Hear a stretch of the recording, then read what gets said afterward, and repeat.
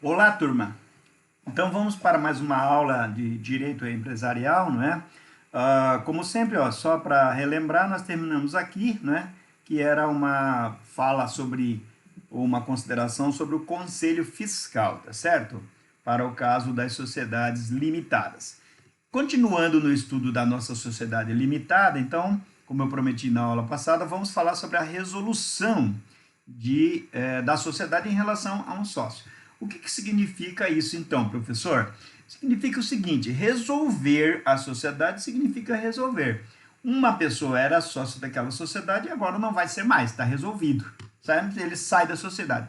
Por que motivo? A qualquer motivo. Né? Então, pode ser um motivo, por exemplo, de o sócio ter tido complicações com o mercado, enfim. Né? Vamos ver aqui, ó. A sociedade tem a faculdade, o que é a faculdade? Ela faz por vontade própria, né?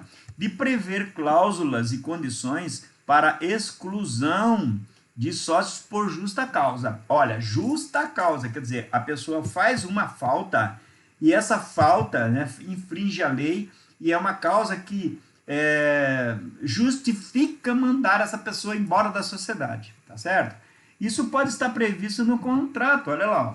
Ela tem a faculdade, a sociedade que tem a faculdade, porque é um contrato particular, então as pessoas podem colocar lá tudo o que quiserem, desde que não seja contrário à lei, tá certo? Então, olha lá, justa causa, sendo esta identificada pela falta grave no cumprimento de suas obrigações. Então, esta quem? A falta, né? A justa causa aqui, ó. O que é esta? Sendo esta a justa causa. Sendo a justa causa identificada pela falta grave no cumprimento de suas obrigações. Então, se o sócio, né, um sócio, cometer uma falta grave, ele poderá ser chamado a deixar a sociedade. Ó, vamos ver aqui o artigo 1030. É ressalvado o disposto no artigo 1004 e seu parágrafo único, pode o sócio ser excluído judicialmente mediante iniciativa da maioria dos demais sócios, por falta grave no cumprimento de suas obrigações, ou ainda por incapacidade superveniente. Mais uma vez, aquela palavra superveniente, ó. Nesse caso, a gente está falando de incapacidade. Incapacidade superveniente. O que significa isso? Uma pessoa que tinha capacidade, estava lá, não é? Não tinha impedimento nenhum. Depois de feita a sociedade, quando está andando lá, se descobre que ele tinha essa incapacidade. Então, ela é superveniente, porque vem depois. A gente já estudou isso, tá certo? Superveniente quer dizer que vem depois. Então, vamos lá. Além dos casos previstos na lei ou no contrato, qualquer sócio pode se retirar da sociedade, se ela for por prazo indeterminado, mediante notificação aos demais. De repente você não quer mais continuar na sociedade, então você vai lá e notifica o seu sócio, fala, não quero mais continuar, mas tem que dar uma notificação com antecedência mínima de 60 dias. Ninguém é obrigado a fazer nada que seja contra a sua vontade. Porém, a lei diz, você não quer mais ser sócio? Então você é obrigado a se notificar aqui para os seus sócios e no prazo de 60 dias antes de sair. Ó, e se de prazo determinado, quer dizer o seguinte, quando a sociedade tem um prazo, você criou uma sociedade que vai valer por 10 anos. Então, nesse caso, ó, ele deve provar judicialmente justa causa. Ele tem que ir perante o juiz e falar assim, seu juiz, olha, está aqui uma causa justa, eu preciso deixar essa sociedade.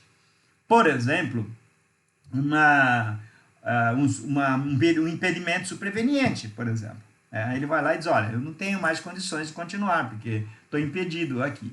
É uma causa de ter que sair da sociedade, tá certo? Bom, até 30 dias subsequentes à notificação, os demais sócios deliberarão sobre o destino da sociedade. Então, por que isso? De repente, vamos que esse sócio seja o sócio majoritário. Ele tem 58% das cotas e os outros que sobraram só tem 42%. Se esses 42% forem insuficientes para continuar a sociedade, então eles têm que deliberar o destino dessa sociedade, tá certo? Mas aí eles têm um prazo de 30 dias subsequentes à notificação para fazer essa deliberação e entender o que é melhor para a sociedade. Reuniões, pessoal. as sociedades que forem compostas de até 10 sócios. Então, ó, bem notado isso, pessoal. Até 10 sócios deverão deliberar sobre as matérias que envolverem a sua atividade, né? As matérias em reuniões, ó, através de reuniões, que deverão ser convocadas pelos administradores nas hipóteses previstas no contrato social ou por exigência legal. Por exemplo, a exigência legal é que uma vez por ano se faça uma assembleia quando é sociedade anônima, e vai valer também para a sociedade limitada, né? É uma exigência da lei. Vamos ver o que está escrito lá no artigo 1072? Olha lá. As deliberações dos sócios, obedecido o disposto no artigo 1010, serão tomadas em reunião ou em assembleia, conforme previsto no contrato social, devendo ser convocado pelos administradores nos casos previstos em lei ou no contrato. O que a gente vai ver aqui, a questão de reuniões ou assembleias? É que, ó, a reunião é para as sociedades compostas de até 10 sócios. Então, isso aí será chamado de reuniões. Agora, se a sociedade tiver mais de 10 sócios, olha aqui, ó, a assembleia. Quando a sociedade for composta por mais de 10 sócios, suas deliberações deverão ser tomadas por assembleias, conforme nota do item anterior. A gente viu aqui, ó, esse item 105 aqui, ó, né? Essa nota de rodapé número 105. O que fala lá? Fala o seguinte, ó. As deliberações dos sócios serão tomadas em assembleia ou reunião. Bom, pessoal, qual que é a diferença entre uma coisa e outra? Numa reunião, todo mundo assina a ata no final. Tá? Então, ó, todo mundo se compromete com o que está ali. Numa reunião é assim. Numa assembleia, é eleito um presidente da reunião, que é chamado presidente da assembleia, e esse presidente nomeia um secretário. Esse secretário vai fazer a ata. No final, somente esses dois assinam. O presidente da assembleia e o secretário. Os dois assinam. Aí, esta assembleia tem uma ata, conta toda a história, como é que foi a aprovação, etc., quem foi contra, quem foi a favor, etc., qual o volume de cotas que foi contra, qual o volume de cotas que foi a favor, e assim por diante. Quando terminar essa ata, esses dois assinam, e aí juntam com uma lista de presença dos sócios que estiveram na reunião e mandam para o registro a ata e a lista de presença. Essa é a diferença. No caso da reunião, faz uma ata e todo mundo já assina a ata. Por quê? Porque na reunião, pessoal, é contrato. A reunião é contrato. A assembleia não é contrato. O regime jurídico. Lembra que a gente estudou isso? Regime jurídico, tá certo? Então, o regime jurídico aqui é por aprovação e ata, né? Ata.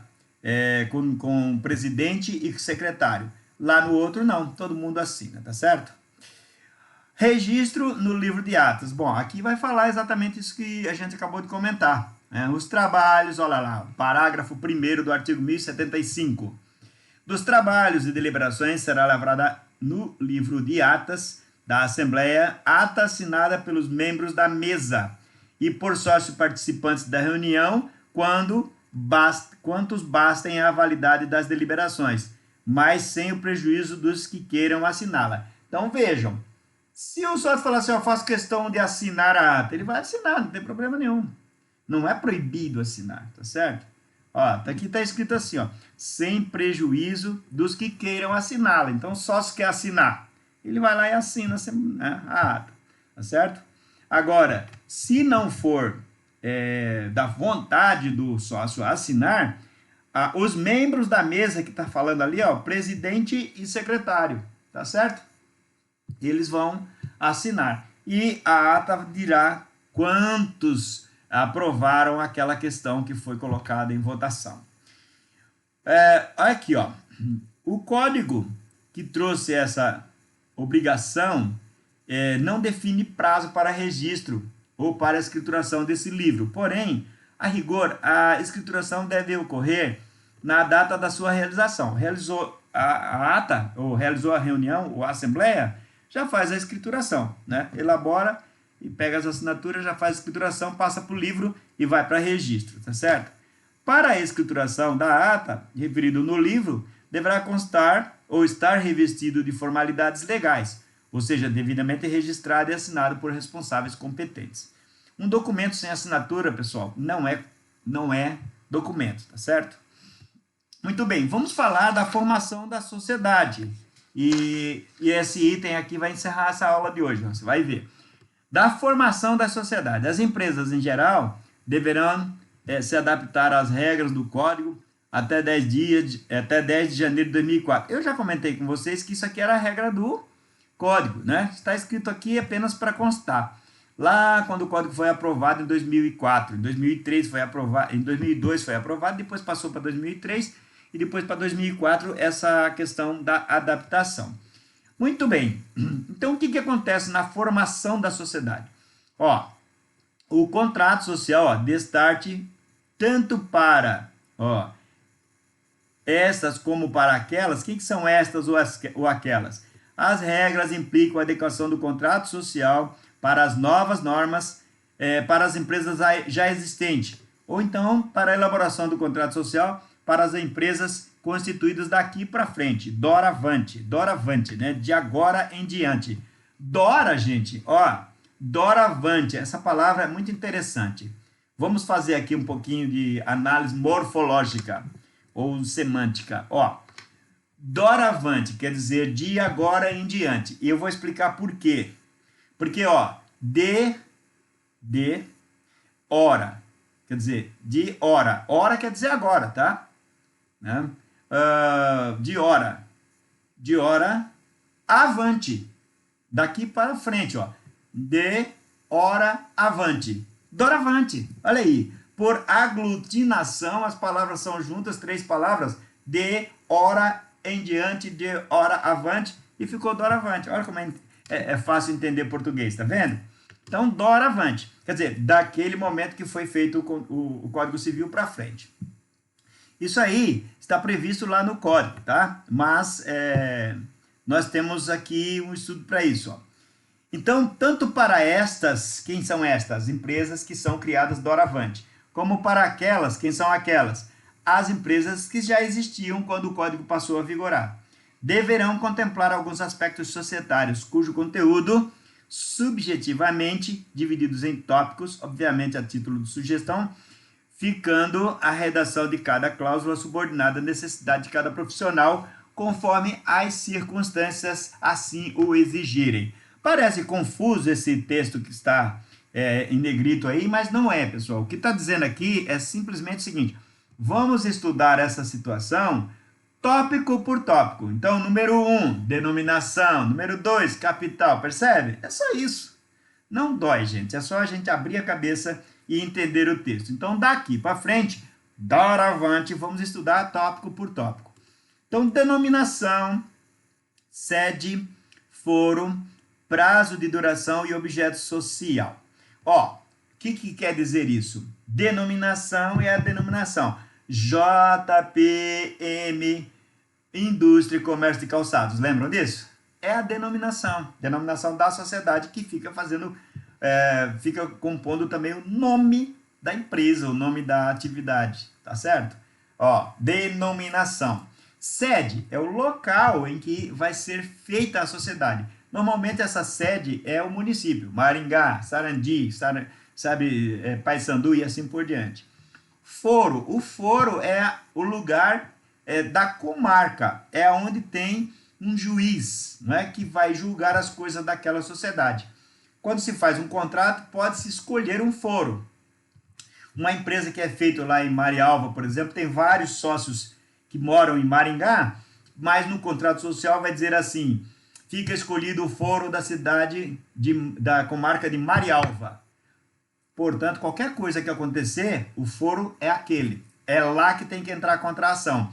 Se entrar com ação aqui em Maringá, pode se perder muito tempo. Passa um ano, de repente o juiz vai lá e percebe e fala: opa, pera um pouquinho, o foro para essa sociedade é Marialva, então eu vou declinar porque eu sou incompetente para cuidar desse processo. Aí declina, manda o processo para lá, você perdeu um ano para isso. Por isso que é muito importante observar o foro de eleição. Foro, local de discussão das coisas jurídicas. Isso é foro. Prazo de duração. a gente já falou que o ideal é que ela seja feita por prazo indeterminado, né? Sempre. Mas às vezes a empresa pode ter prazo. Essa sociedade será constituída para o prazo de 10 anos. Mas às vezes não. Às vezes terá assim, na maioria das vezes estará escrito a sociedade terá por prazo indeterminado. Ou seja, não se sabe quando é que ela vai terminar. Em tese, nunca, né? O ideal é isso. A contabilidade trabalha com esse princípio de que nunca ela se termine. E o objeto social, o que é objeto? Não é objetivo, hein? Mais uma vez, não é objetivo. É objeto. O que é o objeto? É aquilo que a empresa trabalha, ou seja, é a atividade. Então, indústria e comércio de calçados, esse é o objeto. Não é compra e venda de automóvel, é indústria e comércio de calçados, percebe? É o objeto dela. Outra coisa, o capital social. Então, ó, capital social e quantas cotas, né? Porque você constitui o capital social e diz lá em quantas cotas está sendo dividido. Este capital da sociedade, no valor de 100 mil, fica dividido em 100 mil cotas. Cada cota, portanto, vai valer R$1, tá certo? Mas pode ser também assim, ó, capital social de 100 mil cotas, cada cota valendo R$10. Né? Então, 100 mil cotas por R$10 vai dar o quê? Lá, 1 milhão, tá certo? Ou então 100 mil de capital dividido por 10 mil cotas. 10 mil cotas, cada cota valerá R$10. E assim por diante. Isso aí é critério dos sócios. Os sócios têm que valorizar isso. Bom, outra cláusula. Como será feita a cessão de cotas? Cessão é passar de um sócio para outro. Um sócio tem 10 mil cotas, ele pode passar para esse outro sócio aqui. Aqui, a regra, pessoal, é para saber o seguinte: se você vai permitir que um sócio venda as cotas para gente de fora, que não faz parte da sociedade. Então, nesse caso, nós chamamos de direito de preferência. Os sócios que estão dentro da sociedade, eles têm o direito de preferência. O sócio A quer sair da sociedade, tem mais 4 sócios aqui. Então, antes dele vender para o João, que está lá fora, ele é obrigado a oferecer para esses 4 sócios daqui, percebem? Isso chama-se direito de preferência. O contrato social pode prever essas normas aí, essas regras aí. Isso chama-se direito de preferência. A administração, nós falamos agora há pouco que o administrador pode ser nomeado direto no contrato. Esse é o caso, ó. Fazendo o contrato, já vem logo a nomeação do administrador. Ou então poderá ser nomeado em ato separado. Está escrito aqui também. Ó. A gente está abrangendo o assunto estudado já anteriormente, ó, nesse tópico aqui. Porque aqui está falando do contrato social. O que vai caber nesse contrato social? Depois, ó, reunião ou assembleia de cotistas. Como é que vai ser feito? Se tem mais de 10 sócios, nós vamos falar em assembleia. Se tem menos de 10 sócios, ou até 10 sócios, vamos falar em reunião. Né? Então, é isso. O contrato vai prever as regras para a realização dessas assembleias, dessas reuniões e como é que serão tomadas as deliberações. Por exemplo, pessoal, o que significa isso? Pode ser assim, ó, para que seja alterado o capital social, será necessária a presença de 75% do capital. Ou então, 3/5 do capital, ó, percebe?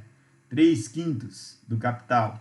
Então, para que isso? Porque senão você pode ir lá, um camarada sozinho, com 20% do capital, querer alterar o contrato social. Não pode. De repente, a regra estabelece aqui, ó, que tem que ter maioria, né? Mais gente para aprovar. Tá certo? Então, essas deliberações também podem estar previstas no contrato social. Retirada, exclusão de sócio, resolução das cotas de um sócio em relação à sociedade. Nós estudamos isso na aula passada, né? Aqui, ó, é sobre a regra que conste do contrato social. O contrato pode prever isso. Veja que o contrato, gente, ele tem uma força muito bacana, porque ele pode abranger diversas coisas, né? Não é um documentinho qualquer, não. Ele pode trazer uma cláusula lá e criar competências para como se vai fazer isso. Quer ver uma cláusula importante aqui, ó? Quando um sócio, por exemplo, falece, né? Se morrer um sócio, aí como é que a família dele vai ser tratada? vai colocar toda a família no lugar do sócio? Não, normalmente a regra é que a família, o herdeiro não pode assumir o lugar, né? Essa é a regra básica, porque entre sócios existe uma coisa, gente, que é chamada de affectus societatis. Affectus societatis seria mais ou menos o seguinte: uma empatia para a sociedade, ou seja, eu tenho vontade de ser seu sócio, você tem vontade de ser meu sócio. Essa empatia chama-se affectus societatis. Falecendo um sócio, o herdeiro pode não entrar nessa regra da affectus societatis. Então, o contrato social poderá trazer uma regra dizendo, olha, falecendo o sócio, as cotas serão liquidadas da seguinte forma. Pá, pá, pá, pá. Aí vai explicar como é que se faz. Por exemplo, normalmente se prevê que será lavrado um balanço na data do falecimento e esse balanço trará a valor presente todo o patrimônio da sociedade, sabe? Assinado por um contador. Olha a importância do contador aí, ó. Né? Assinado por um contador e pelos administradores, e este balanço vai dizer quanto que é, qual é o direito daquele sócio que faleceu. E esse valor vai lá para o inventário, que será feito perante o juiz, para a família repartir o dinheiro. A sociedade poderá prever aqui, ó, que essas cotas, ou esse valor que foi apurado, vai ser pago em 24 parcelas, por exemplo, em 12 parcelas, em 5 anos. Por que isso, pessoal? Porque uma sociedade não pode ser abalada pela morte de um sócio. Então, se morreu um sócio, né, faleceu o sócio, e a liquidação da cota tiver que ser no dia seguinte, o que acontece? Pode ser que a empresa não tenha esse dinheiro todo, vai tomar dinheiro emprestado para pagar um sócio, e aí prejudica as atividades do dia a dia da empresa, percebem? Então, essa situação é muito complicada. Mas a família não tem nada que contestar quando houver prazo para liquidação. Por quê? Porque o sócio falecido concordou, ele assinou. Portanto, o que tiver escrito no contrato, a família deverá aceitar como regra. Por isso que é importante aqui, ó, né? Por isso que você está estudando como fazer um contrato. Olha a importância disso. Porque você, como contador, será chamado, e você, como administrador, será chamado também para conferir essas coisas num contrato social, tá certo? Muito bem. Aí, ó, pagamento de haveres. Esse pagamento de haveres é exatamente isso que eu falei agora. Observado o capítulo anterior, este é o espaço reservado para que sejam estabelecidas condições, formas de pagamento do sócio que se retira da sociedade. Pode ser uma retirada ou pode ser por falecimento, né? Então, nesse caso, é importante que haja essa questão das normas ou das regras para pagamento da sociedade ou das cotas, né, que está sendo feito. Muito bem. O sócio vai sair, tem que receber. O sócio faleceu, a família tem que receber. Como é que vai ser pago?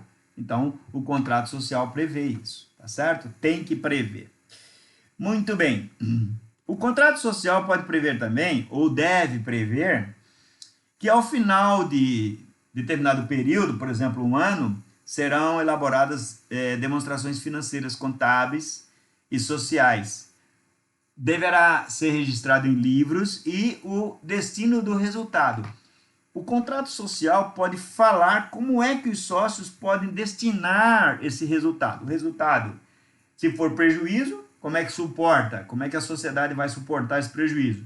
E se for lucro, se vai ser distribuído, quanto por cento vai ser distribuído, se distribui tudo ou se não distribui tudo. O ideal é que não se distribua todo o lucro. Por quê, pessoal? Senão as empresas não crescem, tá certo? Veja aí, ó, por exemplo, o nosso caso aqui, a nossa UniFCV. Quando começou a sociedade, ela tinha 2 salas de aula com 36 alunos, poxa. Hoje nós temos mais de 10 mil alunos no Brasil inteiro. O que é isso? Crescimento. Esse crescimento só é possível porque grande parte do dinheiro que entra na sociedade, os sócios dedicam a fomentar a atividade. Ou seja, comprar equipamentos para, né, fazer as salas ficarem mais aconchegantes para as aulas, né, dar condições de de trabalho para os professores, para os empregados, para os próprios alunos que chegam e encontram guichês para fazerem as coisas. Então, isso tudo é um cuidado que se tem e aí faz a empresa crescer. Se fosse repartindo lucro, talvez não tivesse saído de 100 alunos. A pessoa não tem sala suficiente, como é que vai receber mais alunos, né? Agora, você tem uma sala para receber 100 alunos, como é que você recebe 1000? Não dá. Então, você precisa ampliar. Amplia-se como? Com a destinação dos resultados. Ó. Pega o dinheiro e investe. Compra computador, compra isso, compra aquilo, né? E assim por diante. Tá? Transformação da sociedade. A gente falou agora há pouco, quer dizer, agora há pouco não, foi na aula anterior, sobre cisão, incorporação e transformação. Né? Incorporação. Isso aqui é uma matéria. Ó. O contrato social pode trazer isso. Dizer, olha, em caso de cisão, incorporação ou fusão ou reorganização societária, as decisões serão tomadas da seguinte forma. Aí lá as regras dentro do contrato social. Mas é isso, é enfrentar as questões, tá certo? Dissolução da sociedade. Aqui não é a saída de um sócio, hein? Não é uma simples saída de um sócio, mas sim a dissolução da sociedade. Olha, pessoal, nós falamos agora há pouco que normalmente as sociedades são feitas com prazo indeterminado. Ora, se o prazo é indeterminado, como é que a gente vai falar em dissolução da sociedade? É que a gente precisa prever as coisas nos contratos. É necessário que se façam as previsões. Isso não quer dizer que, de repente, já vai dissolver a sociedade. Pode ser que essa dissolução, pessoal, seja parcial. Não é? Aqui, resolução da sociedade em relação a um sócio. Está aqui, né? Em relação a um sócio. Pode ser que seja parcial. O que quer dizer isso? Dissolver parcialmente. A sociedade tinha 4 sócios, agora vai ter 3 sócios. Então se dissolve, mas não tudo, totalmente. Se dissolve só em relação a este sócio. Então diminui-se o capital social, mas a sociedade continua existindo, a empresa continua existindo, percebe? Então isso seria o caso de uma dissolução parcial. Agora, vamos ver aqui a dissolução total. Quando essa daqui, no caso, seria a dissolução total. Quando um sócio, ou melhor dizendo, quando uma sociedade chega a um ponto que não pode mais continuar com as suas atividades. Ora, se ocorrer isso, então aí é necessário fazer a dissolução dela, ela deixa de existir. Em que casos, professor? Bom, primeiro, vamos pegar o mais drástico de todos, que é a falência. Suponhamos que a sociedade entra num ponto que não consegue mais pagar os seus compromissos. Nós estamos correndo um risco danado agora com diversas empresas por causa do problema do coronavírus. As empresas pararam de trabalhar, muitas empresas estão parando de trabalhar, estão querendo mandar empregado embora. O que acontece? O governo está colocando dinheiro nas empresas. De que forma? Para pagar parte dos salários, até 70% dos salários dos empregados das empresas em gerais, para as empresas pagarem só 30%, para assim não mandar esse pessoal embora. Porque se a empresa ficar apertada demais, ela poderá ir à falência. Eu ouvi uma reportagem internacional dizendo que o Cirque du Soleil, não sei se vocês conhecem, pelo menos de nome devem conhecer, né? Cirque du Soleil é uma empresa de artes, não é? Circenses, e que tem sede no Canadá. Eu, quando fiz minha viagem agora recente para a Europa, em Londres, fui assistir um espetáculo do Cirque du Soleil. É uma coisa fantástica, né? Coisa assim que você parece que está num sonho quando você está lá naquele ambiente. Agora, com o coronavírus, está parada a atividade. Eles não têm teatro para apresentar, aí com isso não entra dinheiro, porque não tem condições de angariar, ninguém vai comprar ingresso do Cirque du Soleil sem ter espetáculo. E o empregado que está lá, não é, o artista que a vida inteira se dedicou ao Cirque du Soleil, está lá querendo receber o seu salário. E o problema todo é o seguinte, pessoal. Esse é um tipo de atividade cara, né, que é muito dinheiro. Por quê? Porque os artistas que trabalham numa atividade como uma empresa desse nível do Circo de Solé são altamente qualificados, são artistas de alto nível. Então, o salário deve ser um salário, sim, muito bem significativo. Não é assim qualquer salário mínimo nosso, não. R$ 1.000, R$ 2.000. O cara deve ganhar lá US$ 5.000, né? Euros, aliás, né? Porque estou falando aí de 5.000 euros, enfim, alguma coisa assim, alguns ganhando 10 mil por mês. Então, imagine, com 2 meses de atividades paralisadas, o Circo de Solé está contabilizando, pelo menos isso estava escrito na reportagem, não sei se é verídico, 900 milhões de dólares de prejuízo. Deve ter outros compromissos também a vencer aí na frente que devem estar computados. Então, eles estão com vontade ou estão assumindo que talvez tenham que parar as atividades. Se eles pararem essa atividade, eles poderão parar da seguinte forma: se tem dinheiro para pagar tudo, eles dissolvem a sociedade.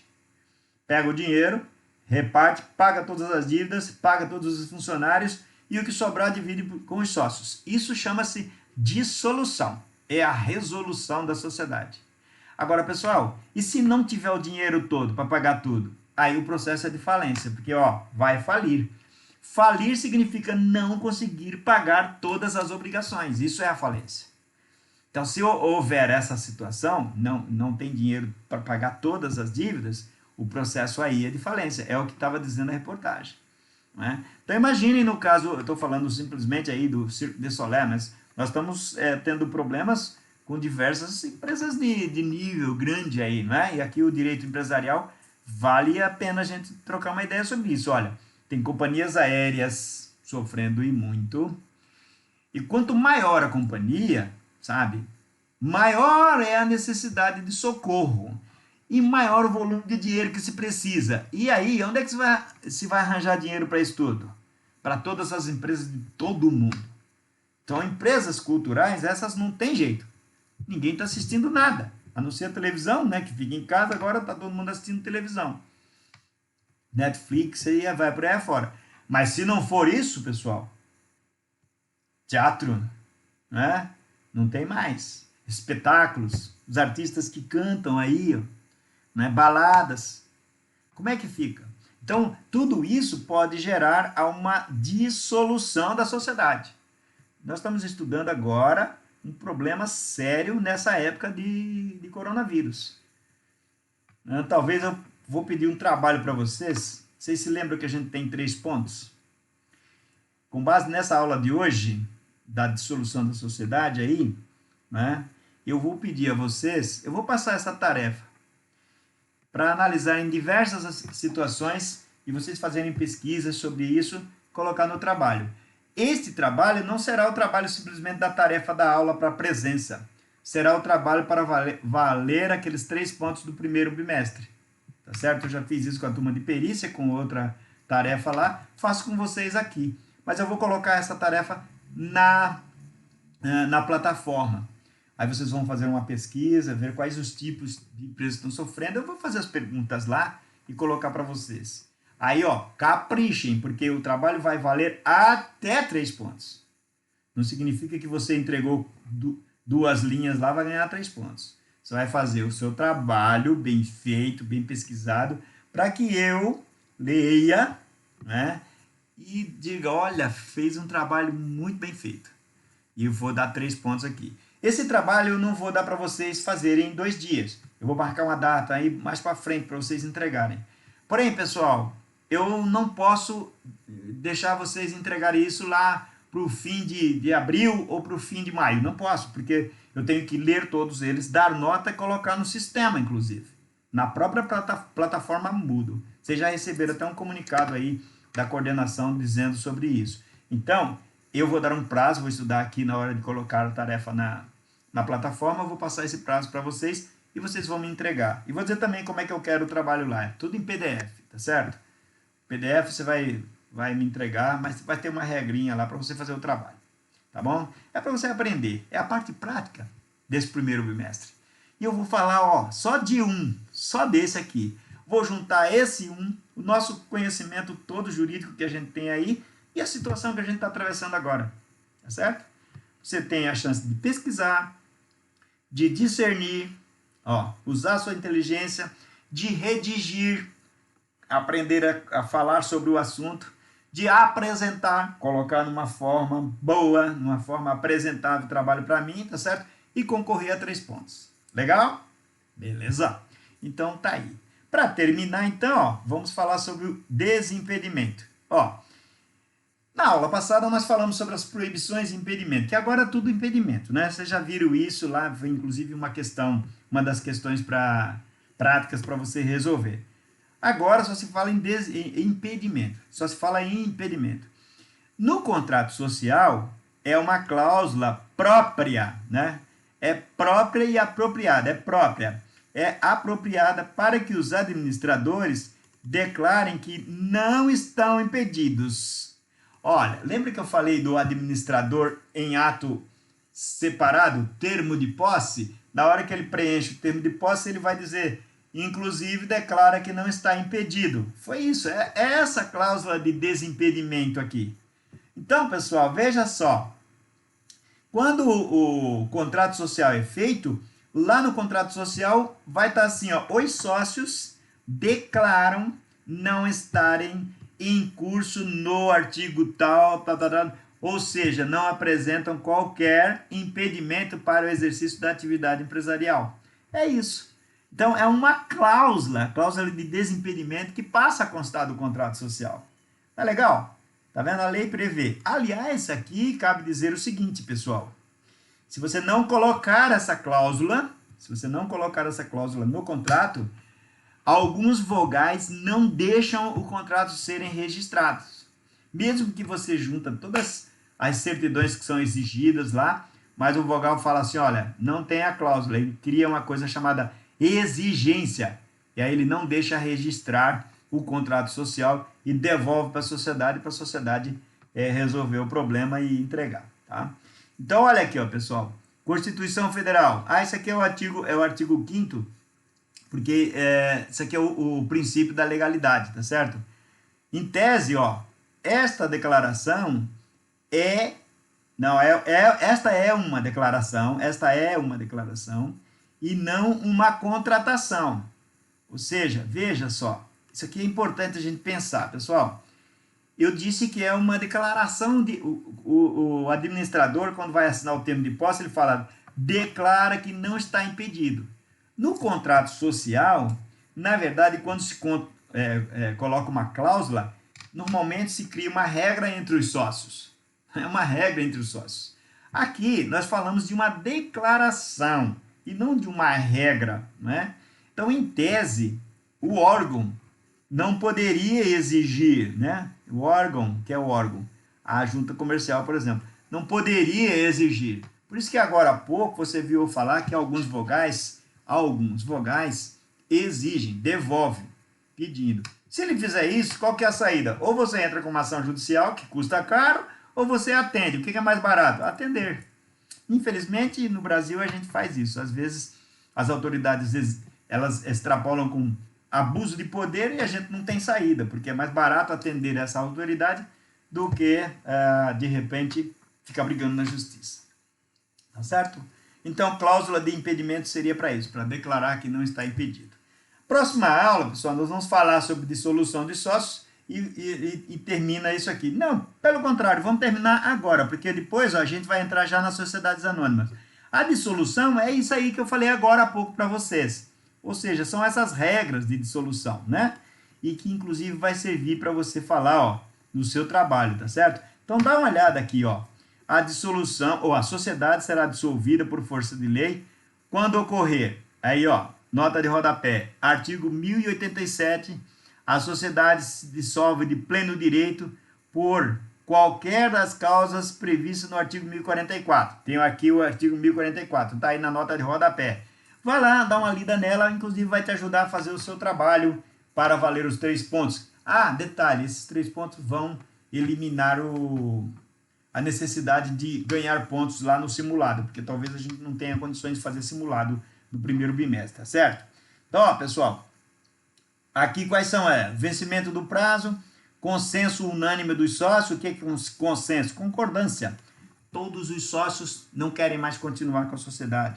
Deliberação dos sócios, tá certo? Por maioria absoluta. Falta de pluralidades, quer dizer o seguinte, quando a sociedade fica com um sócio só, se passar mais de 180 dias, olha aqui, ó, prazo de 180 dias, mais de 180 dias, então ela será dissolvida.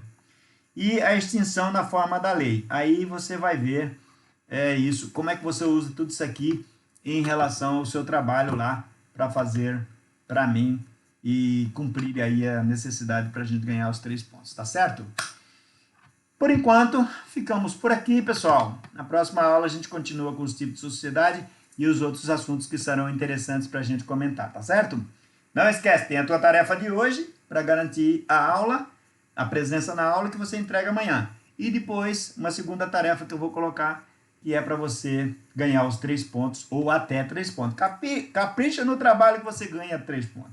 Se você não caprichar muito, uma linha só lá, talvez nenhum, né?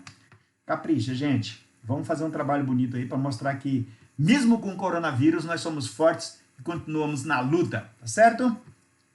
Ok, pessoal? Fica com Deus, né? Como eu sempre digo, Deus no coração, seu coração em Deus, né? Um beijo no coração de todos e até a próxima aula.